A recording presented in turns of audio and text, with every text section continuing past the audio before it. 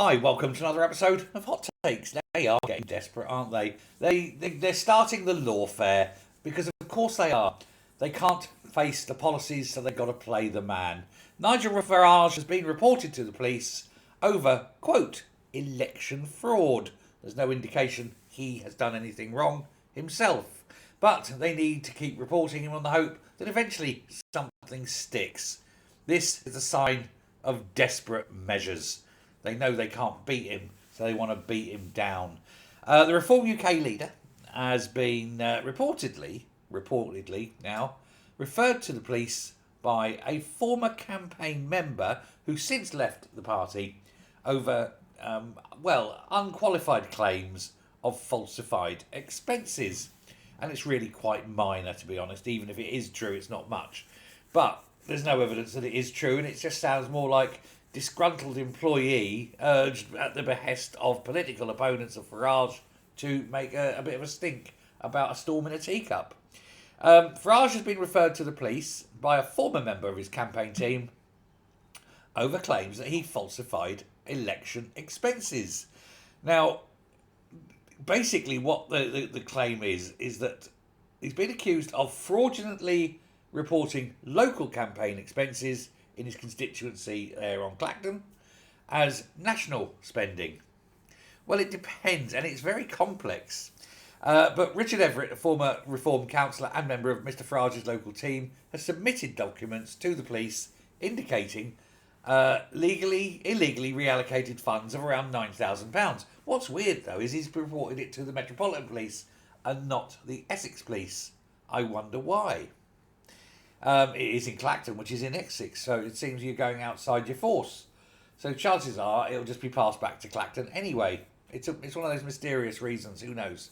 But anyway, the documents reportedly show, alleged, that Reform spent under the legal limit of £20,660 for a candidate's general election campaign last year, but excluded costs for leaflets, banners, energy bills, and a costly bar refurbishment in the Clacton campaign office.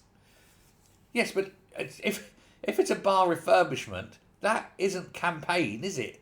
That's maintenance of building for a start. And if that's the big chunk of what the money is, there's no way that's a campaigning thing, because you're not bringing people in and everything. It's a bar. It's part of the substance of the campaign office. So I can tell you now straight away as an accountant, that one won't wash. But they're also saying that somebody had lent him an armoured car. Well, again, that's if it's used more than once and outside of Clacton for the second time. If it's used in Clacton only and explicitly, you may be having a claim, but you can't say, you don't get the full value of the armoured car. You get maybe the day's hire of it should have been allowed, maybe.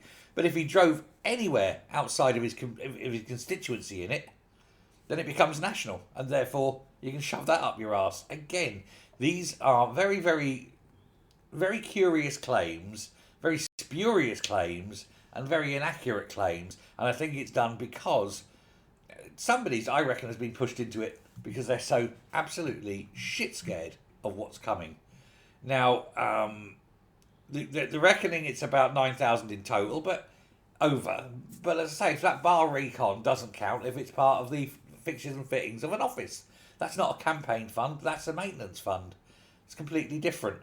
And if that's what it is, then what you're left with, a couple of £100, hardly much, is it? A couple of £100? Okay, technically. And is there any proof that Nigel knew about it? No. So why are you reporting Nigel? Why aren't you reporting the campaign manager, who would actually be liable because the candidate doesn't sign everything off?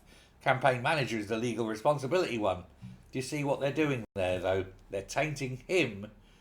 There we go. It's a disgruntled former colleague who's realised that his tiny penis doesn't cut it in the world of politics anymore. Wants to be a big noise. What a wanker. Anyway, there we go. Thanks very much. Bye.